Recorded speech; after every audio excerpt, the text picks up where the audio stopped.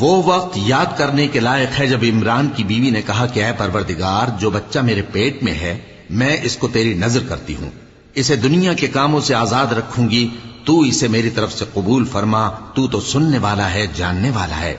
پھر جب ان کے ہاں بچہ پیدا ہوا تو کہنے لگی کہ پروردگار، میرے تو لڑکی ہوئی ہے، جبکہ اللہ خوب جانتا تھا جو ان کے ہاں ولادت ہوئی تھی، اور نہ ہوتا لڑکا مانند اس لڑکی کے۔ اور کہنے لگیں میں نے اس کا نام مریم رکھا ہے، اور میں اس کو اور اس کی اولاد کو شیطان مردود سے تیری پناہ میں دیتی ہوں۔ تو اس کے پروردگار نے اس کو پسندیدگی کے ساتھ قبول فرمایا اور اسے اچھی طرح پرورش کیا، اور زکریا کو اس کا کفیل بنایا۔ زکریا جب کبھی عبادت گاہ میں اس کے پاس جاتے تو اس کے پاس کھانا پاتے۔ یہ کیفیت دیکھ کر ایک دن مریم سے پوچھنے لگے کہ مریم، یہ کھانا تمہارے پاس کہاں سے آتا ہے؟